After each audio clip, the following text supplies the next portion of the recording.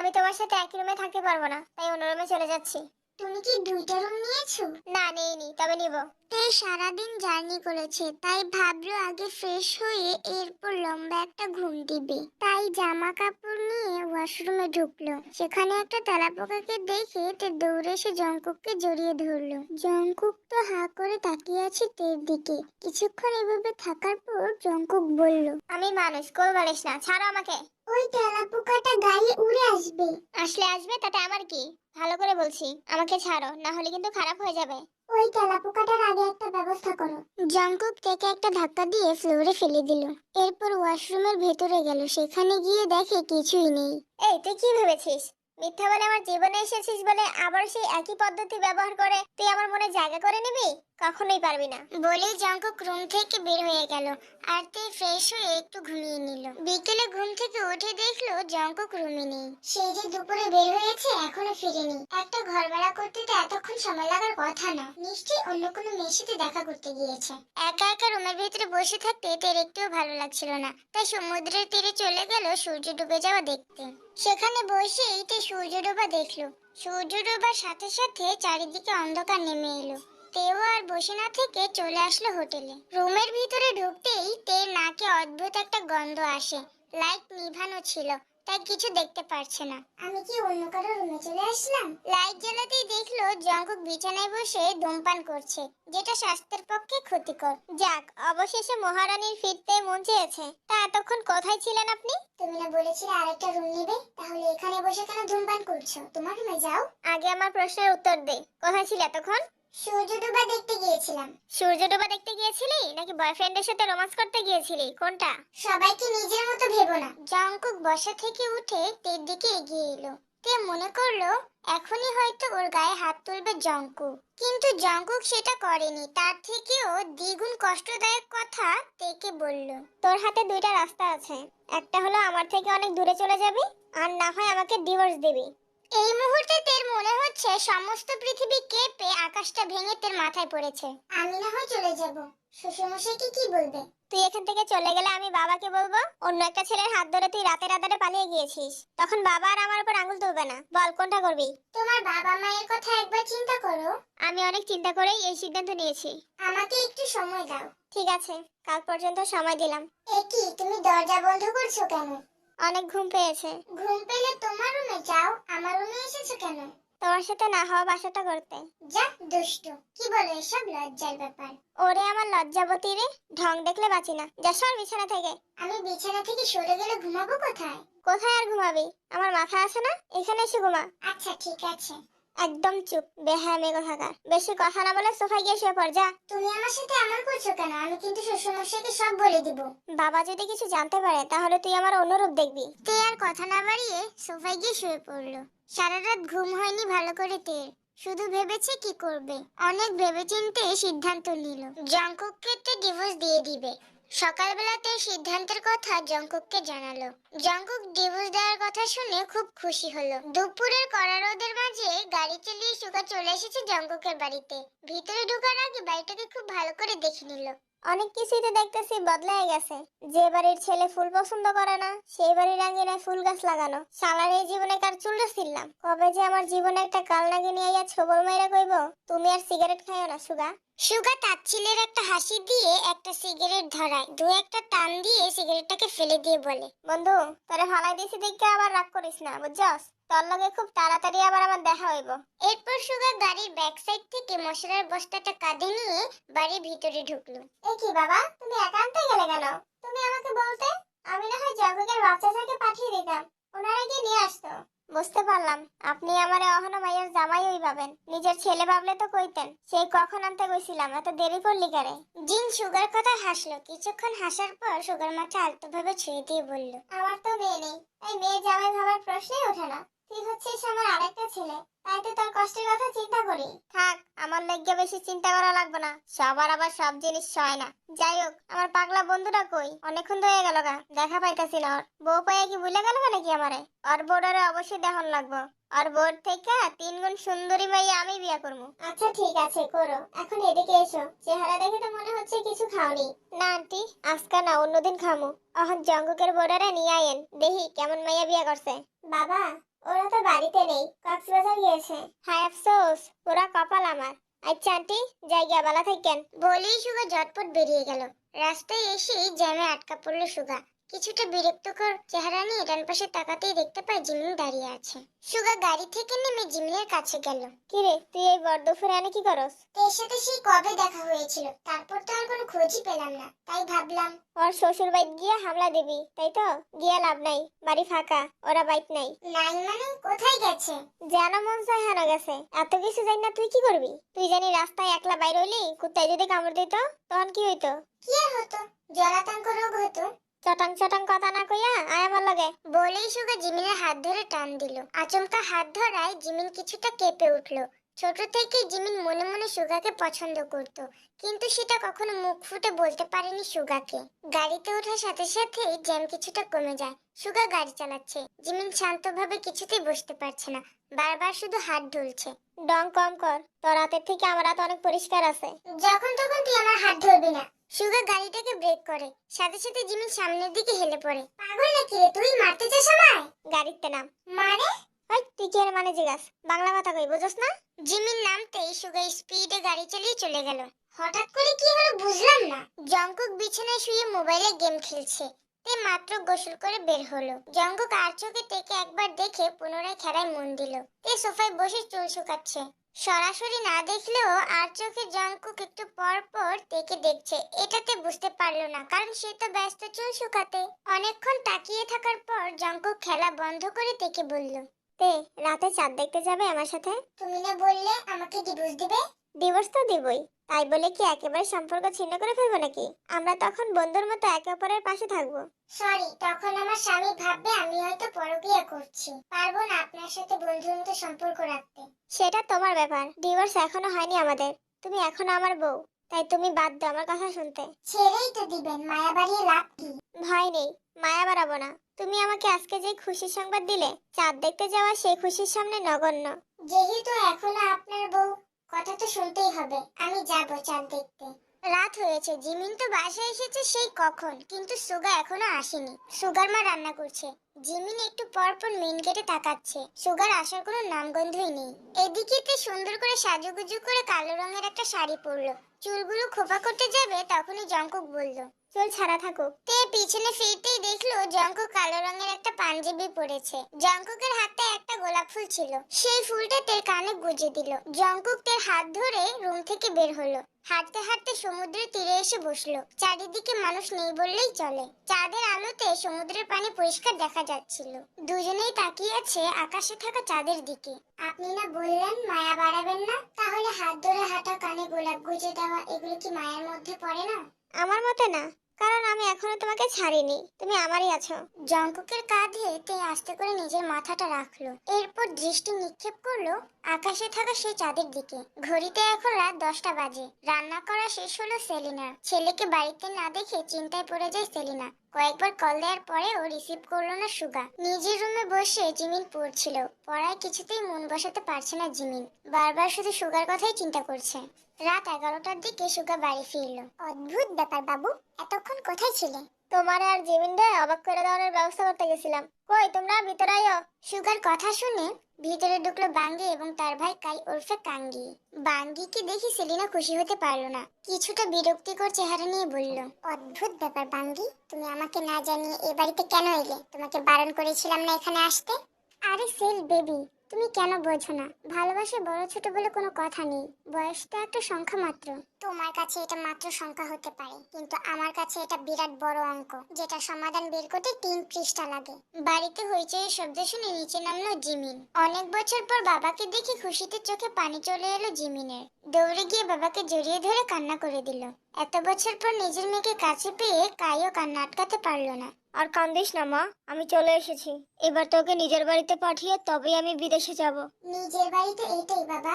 না রে মা, শ্বশুর বাড়ি হচ্ছে মেয়েদের আসল বাড়ি। ভাবছি এবার তার বিয়েটা দিয়ে দিব।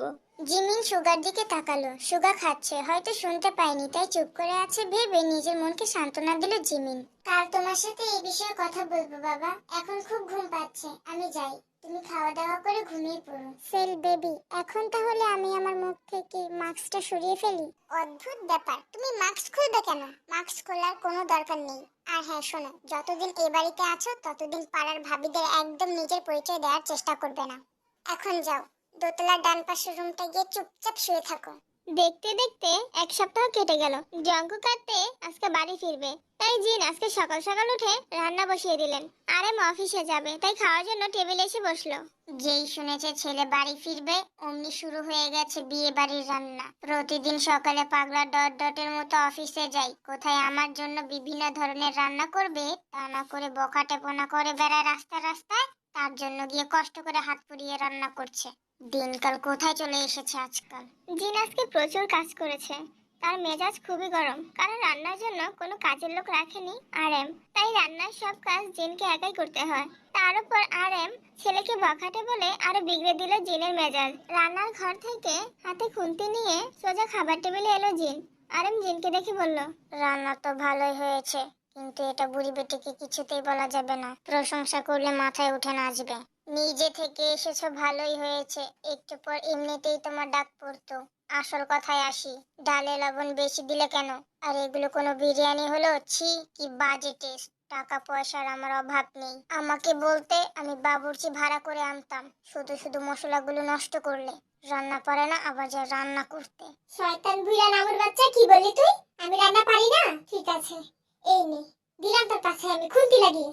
ওই যেই হব ভাই আমার, কোথায় তুই দেখে যা, বুড়ি আমার সর্বনাশ করে ফেলেছে। রান্না পারি না আমি, এটাই তো বলেছিলি তুই, তাই না? বুইড়া নামুর বাচ্চা, তুই কিভাবে পারলি তোর ওই 2 টাকার মুখ দিয়ে আমাকে এটা বলতে?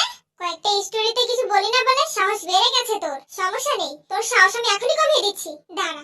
যেই হব ভাই আমার, কোথায় গেলি রে? বাঁচা আমাকে, বাঁচা, জ্বলে গেল, পুড়ে গেল। হ্যাঁ আফসোস, তোদের জ্বালায় শান্তিতে আমি দুইও করতে পারি না। ওই বুড়ি, তুই আমার ভাইকে খুন্তির ছাকা দিলি কেন? তোকে একটা দিয়ে দেখাই, দেখ কেমন লাগে খুন্তির ছাকা। বুড়ো বয়সে ঝগড়াঝাটি করছে, তোদের তো লজ্জা হওয়া উচিত। তুই যাওয়া চুপ থাক, নাহলে কিন্তু তোর জায়গা মতো খুঁতে ছাকা দিয়ে দিব। ওই বুড়ির ঘরে বুড়ি আলি কি ডাইনি রাক্ষুসনি, তোর খুন্তির শেখা খাওয়ার জন্য আমি 2 কড়া বাদ দিয়ে এখানে আসিনি, তোর বিচার করতে আসছি। আমাকে তুই চিনিস না, আমি গুন্ডা বংশের পোলা। আজকে তোর অবস্থা একদম মর্মান্তিক করে ছাড়বো। দাঁড়া, তোর গুন্ডাগিরি আমি বের করছি। জেহুপ জিনকে মুখ বেঞ্চিয়ে দৌড় দিল। জেহুপের পেছন পেছন জিনও দৌড় দিল। এমন সময় বাড়িতে এলো জংকুক। ভাতিজা, তোর মাকে থামা, আলিক কি পাগল হয়ে গেছে? গরম খুন্তি আমার পাছায় লাগাতে চায়। মা, তুমি খুন্তি নিয়ে কি করছো?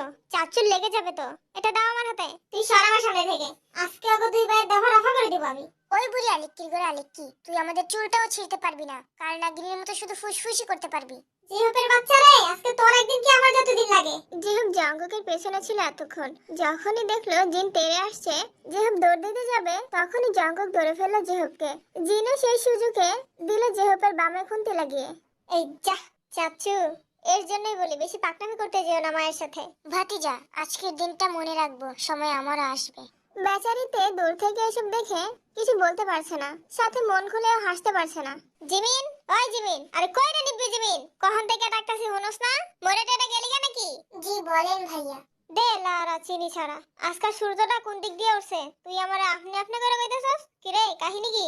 আপনি করে না বললে তো মানুষ আমার উপর রেগে যায়। আমি আবার কোন সময় রাগ করলাম? এত আজাইরা কথা কইতে পাস তুই? ওই যে কাল তুই করে বলেছি, তাই তো রাগ করলে। আমি তো মজা করেই তোমাকে তুই বলি, কাল তুমি আমাকে মাঝ রাস্তায় একা ফেলে চলে এসেছো। আরে নিব্বি, তোরে নামাই দিয়া তোর বাপের আনতে গেছিলাম, বুঝছস? খালি খাইয়া লাম্বাই হইছস, কিচ্ছুই তো বুঝছস না। এখন বলো কেন ডাকছিলে? তেল লগে দেখা করে যা, ওরা বাইক ফিরে আইছে। আজকে যাব না, কোচিং আছে। আচ্ছা, তাহলে কালকে রেডি থাইস, লয়ে যা মনে তরে। শোন না জিমিন, আজকে না কামের বুয়াটা আয় নাই, আমার কিছু কাপড় ধোন লাগবো। আম্মারে যদি কই তাহলে আম্মা কইবো অদ্ভুত ব্যাপার বাবু, তোমার কাপড় কেন আমি ধোবো? নিজের কাপড় নিজে ধো। তাই কইছিলাম কি, তুই যদি একটু আমার কাপড় দি। যে কাপড়গুলো ধোয়া লাগবে ওয়াশরুমে রেখে দিও।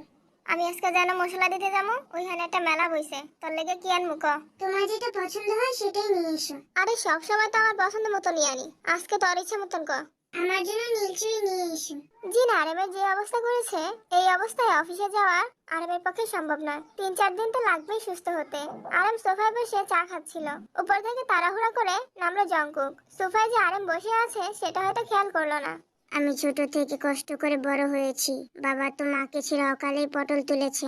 আল্লাহ না করুক আমার যদি অকালে পটল তোলার সময় চলে আসে, তখন আমার বুড়ি বেটির কি হবে? আমার মাকে দেখাশোনা করার জন্য আমি ছিলাম, কিন্তু তোর কি অবস্থা হবে বুড়ি বেটি? যে ছেলে হয়েছে তোর, আমার তো মনে হয় না তোর ভরণ পোষণের দায়িত্ব সে নিতে পারবে। আরামের কথাগুলো এতক্ষণ দাঁড়িয়ে দাঁড়িয়ে শুনলো জঙ্কুক। নিজের বিবেক দিয়ে ভেবে দেখলো আরাম যা বলেছে সবকিছু ঠিকই বলেছে। এদিকে এসো। জি বাবা, বলো। যাক, ভদ্রতা তাহলে শিখেছো। এই বিরানো মাথা ঢং করছে কেন? যেটা বলার জন্য ডেকেছো সেটা বলো। কাজ বাজ কি করবে না বলে ভেবে নিয়েছো? বিয়ে করেছো, কয়েকদিন পর বাচ্চা হবে। বউকে খাওয়াবে কি আর বাচ্চাকে বা কি খাওয়াবে চিন্তা করেছো? তেকে ডিভোর্স দিয়ে দিলেই তো হয়, তাহলে বাচ্চা আর বউ কাউকে খাওয়াতে হবে না। এক থাপ্পড় দিয়ে তোমার মুখ বাঁকা করে দিব। আমাদের বংশের ছেলেরা দ্বিতীয় বিয়ে করে না। আমার মান সম্মান তো অনেক আগেই শেষ করেছো। এখন বংশের নাম ডুবানোর চিন্তা ভাবনা করছো, তাই তো? এইসব চিন্তা বাদ দিয়ে কাল থেকে আমার সাথে অফিসে যাবে, ব্যবসার হাল ধরবে। এমন করছিস কেন জঙ্কুক? তোর বাবা যা বলছে সেটা মেনে নে না। আমি কি এখন যেতে পারি? কোন মেয়ের সাথে দেখা করতে যাচ্ছ সেটা বললে উপকৃত হতাম। বাবা, আমি পাল্টে গেছি। তেকে ছাড়া আর অন্য কোনো মেয়ের সাথে আমার সম্পর্ক নেই। তাই নাকি? তা হানিমুনে গিয়ে কি কি করলে শুনি? বুইরা নামুর বাচ্চা, লজ্জা শরম কি সব খেয়ে ফেলেছো নাকি? কি জিজ্ঞেস করছো আমার ছেলেকে এসব? তুমি চুপ করো, ও নিজের মুখে বলো কি কি করলো। তের সাথে সময় কাটিয়েছি, আর বাকিটা বলা যাবে না। কারণ বাকিটা তো তোমার কুকীর্তি, তাই বলা যাবে না। বলেই আরাম জঙ্কুককে একটা কষে থাপ্পড় মেরে ওর মুখে কিছু ছবি ছুঁড়ে মারে। যে ছবিতে ছিল জঙ্কুক রাতের বেলা পার্টিতে গিয়ে অন্য মেয়েদের সাথে ডান্স করেছিল, ঠিক সেই সময় তোলা হয়েছে এই ছবিগুলো। এই ছবিগুলো বাবার কাছে এলো কি করে? তে দিয়েছে, কিন্তু ও দিবে কিভাবে? ও তো এসব কিছু জানেই না। তাহলে বাবার কাছে এসে আসলো কিভাবে? তোমাকে এই ছবিগুলো দিয়েছে কে? আমি দিয়েছি। বারে বারে ঘুঘু তুমি খেয়ে যাও ধান। তোমার সব কুকীর্তি ফাঁস করবে এই বান্টু খান। জঙ্কুক মাই বয়, তোমাকে আমি ভালো করে চিনি, বুঝেছো? তাই একটু চালাকি করলাম তোমার সাথে। না জানিয়ে বান্টুকে পাঠিয়েছিলাম তোমাদের উপর নজরদারি করার জন্য। এখনো সময় আছে, ভালো হয়ে যাও। যেখানে যাচ্ছিলে এখন যেতে পারো। জঙ্কুক সাথে সাথে বাড়ি থেকে বের হয়ে গেল। তে নিচে নামার পর জিন থেকে বলল, কেমন বউ তুমি? নিজের স্বামীকে সঠিক পথে ফিরাতে পারছো না? ছেড়ে দিলে তোমার কি অবস্থা হবে ভেবে দেখেছো একবারও? আমি তো মুখ ফিরিয়ে নিয়েছিলাম। শ্বশুর মশাইয়ের মন রাখার জন্য এই বিয়েটা করতে হয়েছে।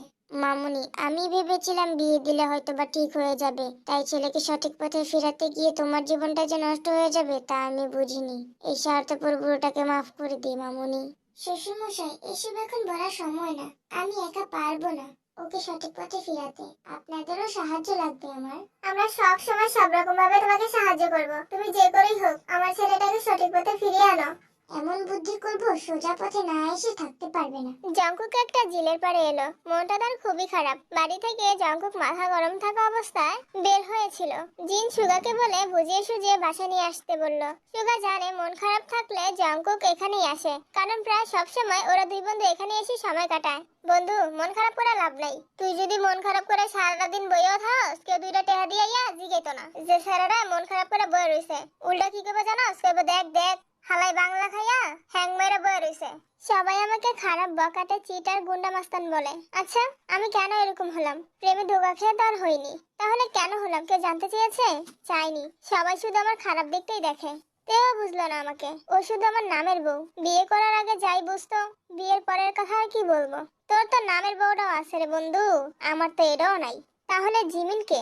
ওইটা তো আমার বোন লাগে। তবে মাঝে মাঝে মনে হয় কি জানোস, ওই আমার কি জানি বুঝাইতে চায়। আমি তো বুঝি ওই, কিন্তু এত বুঝা লাভ হইব কি? ওর বাপে যে পরিমাণের কাজটা, জীবনেও তো দিব না বিয়ে আমার লাগে।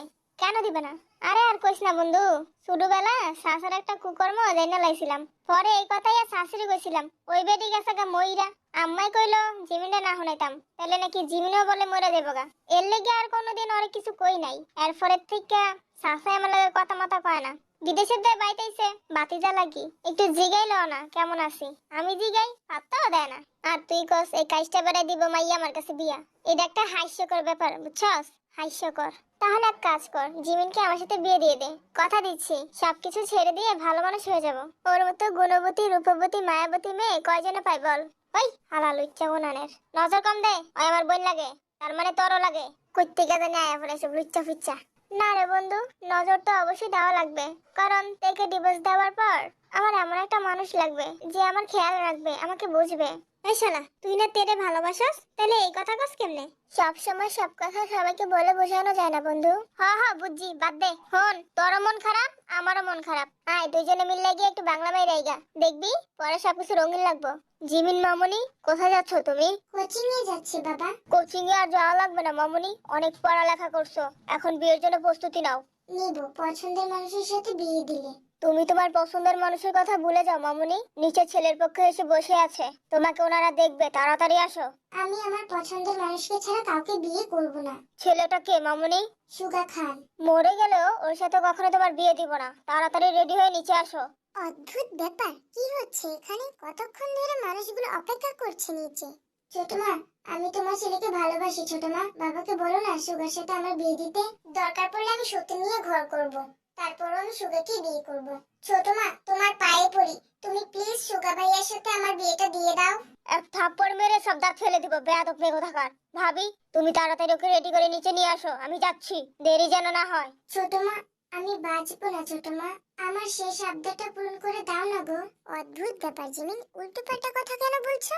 আমার ব্লাড ক্যান্সার বলে আমাকে পুত্রবধূ বানাতে চেয়েছো না, তাই না ছোট মা? সেলিনা চুপ করে রইলো, কিছুই বললো না। কিরে বন্ধু, বাইক যাইতে পারবি নাকি দিয়ে আমু?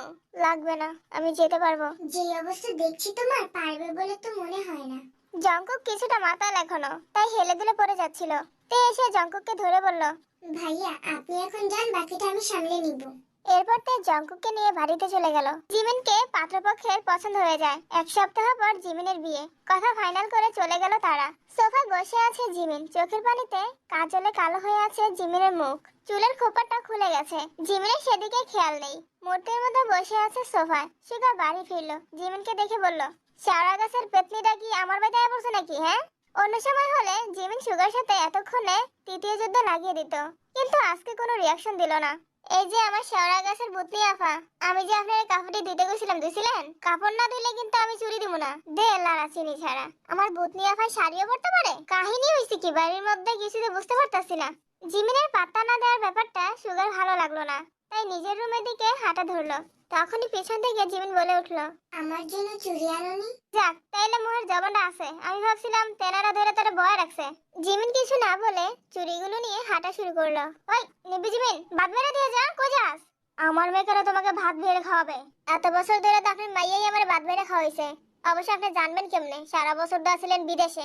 এতদিনের কথা বাদ দাও বাবা, আজকের পর থেকে আমার মায়ের থেকে 10 হাত দূরে দূরে থাকবা। অবশ্যই থাকবো, যদি আপনার কুকীর্তির কথা আপনার মায়ের কাছে স্বীকার করেন তাইলে। অভদ্র সভ্য ছেলে কোথাকার। চাচা, উচিত কথা জানি ভাত নেই, এটা আমি আগেই জানি। তে দিল কি রানী, এই মুখ বন্ধ করো, বাজে গন্ধ আসছে। কয় বোতল খেয়েছো তুমি?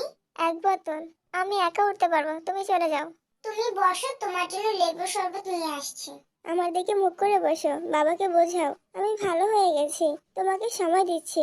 আরেম পানি নিতে এসেছিল, জঙ্কুক আর থেকে একসাথে দেখে পানি না নিয়ে আবার চলে গেল। তে তুমি আমাকে একটা সত্যি কথা বলবে? কি সত্যি? সেদিন তো অন্য মেয়ের সাথে দেখে চলে গিয়েছিলে, তাহলে আমার বাবার কথায় কেন বিয়ে করলে? শ্বশুরমশাইয়ের অনুরোধ রাখার জন্য বিয়ে করেছি, না হলে তোমার মতো একটা বখাটেকে কখনোই বিয়ে করতাম না। এখন চলো ফ্ল্যাশব্যাক থেকে একটু ঘুরে আসি। এর আগের বার পার্কে ধরা পড়েছিলে, এখন তো 7 রাস্তার মোড়ে এসে সরাসরি দেখলাম। তোমার সাথে আমি আর সম্পর্ক রাখবো না। খুশি হলাম আপা, এবার বিদায় হন। ছি, ক্যারেক্টারলেস ছেলে কোথাকার। বান্টু, গাড়িটাকে ওই মেয়েটার কাছে নিয়ে যা তো।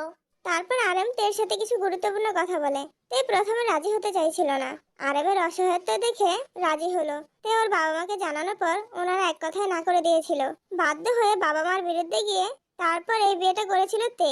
তে আর জঙ্কুকের বিয়েটা কিভাবে হয়েছিল সেটা তো তোমরা ভালো করেই জানো। এবার চলো বর্তমানে ফিরে যাই। তে দিল কি রানী, জানতে চাও না তোমার স্বামী কেন আসামি হলো? কেন হলে? এরপর জঙ্কুক বলা শুরু করলো। ইন্টারে ফেল করার আগে শান্ত শিষ্ট ভদ্র ছেলে ছিল জঙ্কুক। বাহিরের মানুষদের সাথে খুবই কম চলাফেরা করত। ক্লাস করে বাড়ি ফিরে অবসর সময়টুকু গেম খেলেই কাটিয়ে দিত। জঙ্কুকের বাবা আরেম ছেলের এই একঘোড়া স্বভাব পছন্দ করতো না, তাই সব সময় কথা শোনাতো। অন্যদের সাথে তুলনা করতো জঙ্কুককে, বাকিদের মতো হতে বলতো। চালাক চতুর না হলে নাকি সমাজে চলা যায় না। যখন জঙ্কুক ইন্টারে ফেল করলো, আরেম সেদিন প্রচন্ড বকাঝকা করেছে, যা জঙ্কুকের ইগোতে লাগে। যার কারণে জঙ্কুক মনে মনে সিদ্ধান্ত নেয় বাবা যেমন হতে বলেছে তেমন হয়ে দেখাবে। সেদিন রাগের মাথায় বাড়ি থেকে বেরিয়ে সুগাকে সাথে নিয়ে চলে গেল একটা বাংলার দোকানে। সুগা এবং জঙ্কুক মিলে বাংলা খেলো।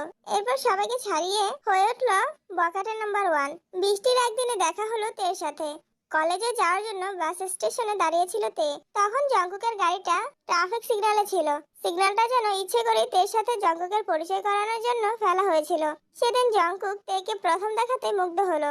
লিফট দেওয়ার মাধ্যমে তে আর জঙ্কুকের মধ্যে পরিচয় হলো। এরপর প্রেম। নিজের বাবার সাথে জেদ করে ভালো তো কিছুই হলো না। একটা কিস দিবা দিলকি রানী? দিতে পারবো না। ভালো হয়ে যাবে বললাম তো। ভালো হওয়ার দরকার নেই, ডিভোর্স হয়ে যাবে আমাদের। এখন ভাবছি দিব না। তুমি না দিলেও আমি দিব। তোমার সাথে থাকা আমার পক্ষে সম্ভব নয়। যদি তুমি আমাকে কিস করতে পারো তাহলে আমি মেনে নিব। আমার সাথে থাকা তোমার পক্ষে সম্ভব নয়। বোকা মনে করো আমাকে? মাতাল কোথাকার। কাল তো সবকিছু ভুলে যাবে, তারপর আগের রূপ দেখানো শুরু করবে আমার সাথে। জঙ্কুক চলে গেল রুমে। সকাল সকাল ঘুম থেকে উঠে অফিসে যাওয়ার জন্য রেডি হয়ে নিচে নামলো। আফসোস, সূর্য আজকে কোন দিক দিয়ে উঠেছে। যাই হোক, মতিগতি তাহলে ফিরেছে। তাড়াতাড়ি খাবাতে যা। আমার তো বিশ্বাসই হচ্ছে না জঙ্কুক নাকি যাবে অফিসে। রাখ তো বিশ্বাস অবিশ্বাসের কথা। জঙ্কুক যে অফিসে জয়েন করছে এটাই অনেক। তাও কথা। সুগা বারান্দায় গিয়ে দাঁড়াতেই দেখে জিমিন অন্য একটা ছেলের সাথে কথা বলছে। ছেলেটা একটু পর পর জিমিনের হাত ধরছে, কিন্তু জিমিন কিছু বলছে না। সুগা ওদের কাছে গিয়ে জিমিনের গালে ঠাস করে একটা চড় মারলো। এই যে আমার হবু বউয়ের গায়ে হাত তুললেন কেন?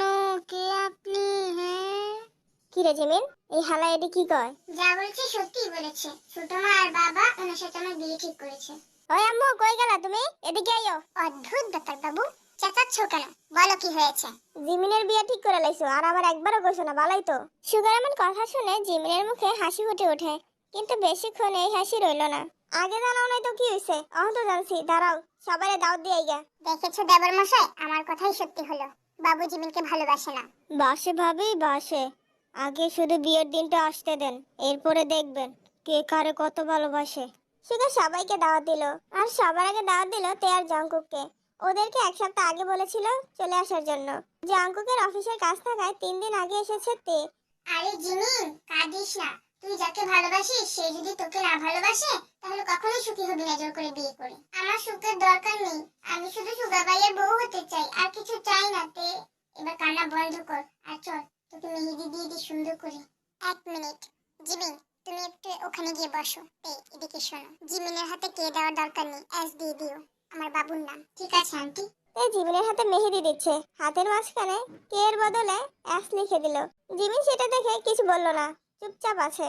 সরি বান্ধবী, কে জায়গায় আমি এস দিয়ে দিলাম। থাক, সমস্যা নেই। সমস্যা নেই মানে? কাইলা তো পরে রিয়েক্ট করবে। তাহলে মুছে দে। না থাক, মুছা লাগবে না। এটাই অনেক সুন্দর মানিয়েছে কাইলা ফাইলার থেকে। সুগার জঙ্কুক প্রায় 8 বোতল বাংলা খেয়েছে। আজকে জঙ্কুক অতিরিক্ত খেয়েছে, তাই সে আজকে অতিরিক্ত মাত্রায় মাতাল হয়ে গেছে। জঙ্কুকের কোনো হুঁশ নেই। সুগা কোনো মতে তেকে ডেকে জঙ্কুকের কাছে দিয়ে নিজের রুমে চলে যায়। জঙ্কুকের কোনো হুঁশ নেই।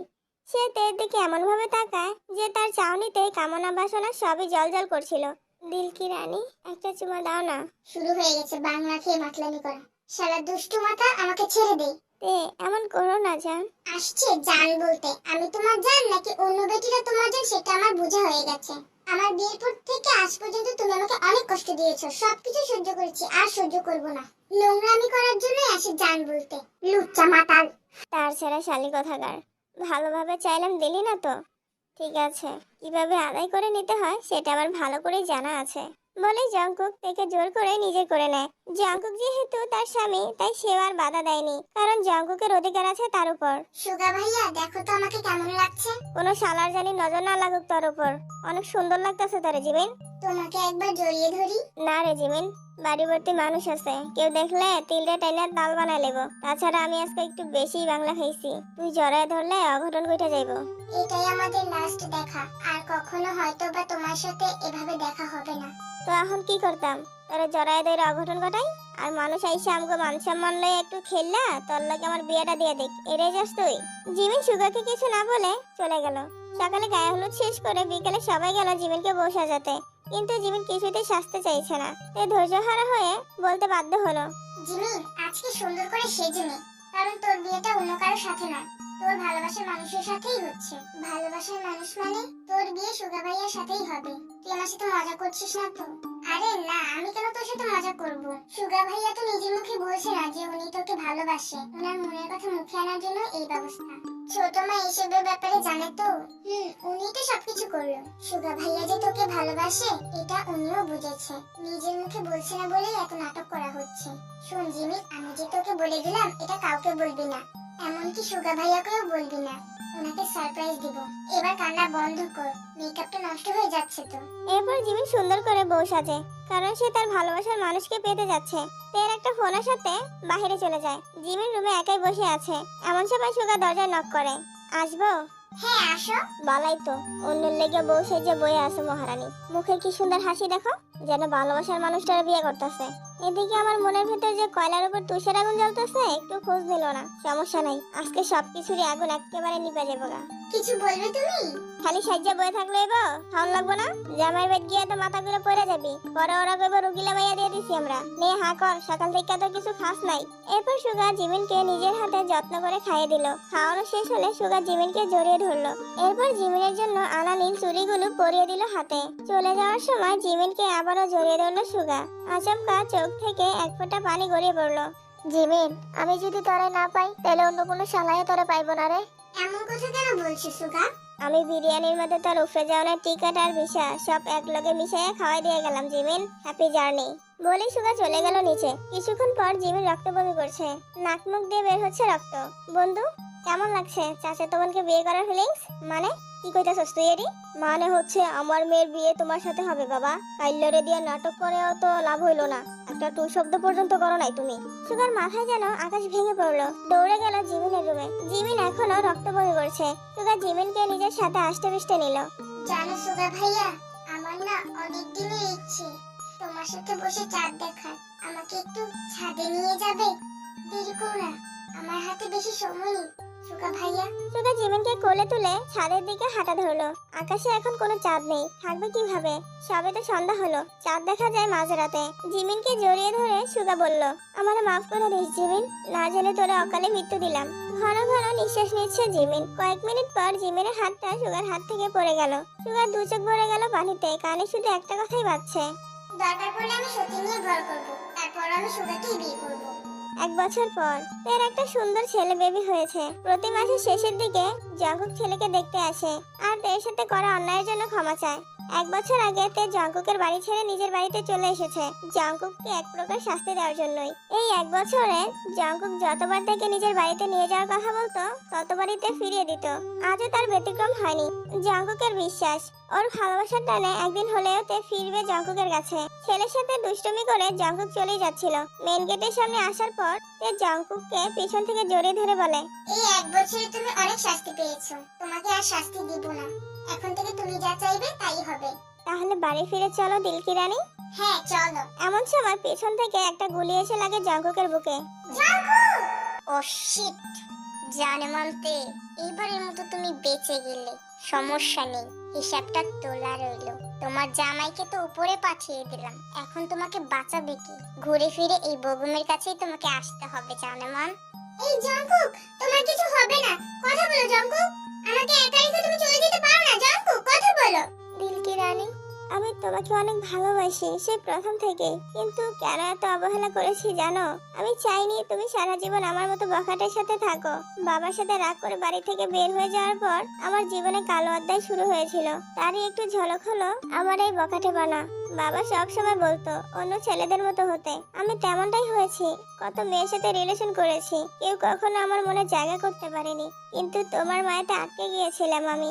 জানোতে আমি সেদিন মাতাল ছিলাম না, সজ্ঞানে তোমাকে আপন করে নিয়েছিলাম। সবকিছুর জন্য আমাকে ক্ষমা করে দিও দিলকি রানী। I love you so much. বলেই জঙ্কুক চোখ বন্ধ করে এবার থেকে ওপারে চলে যায়। এই মশলাটাকে তো দেখে মনে হচ্ছে বস্তি। এই বস্তি এদিকে আয়। ওই কোন শালিরে আমার বস্তিকে ডাক দিল? ওমা তুই কেডা? সুইটহার্ট, কোথায় তুমি? এই শয়তান, ছাড় আমাকে, ছাড়। ছেড়ে তো দেবই সুইটহার্ট। তার আগে লেনদেনটা শেষ করে বায়োলজির একটা চ্যাপ্টার প্র্যাকটিক্যাল করে নেই তোমার সাথে।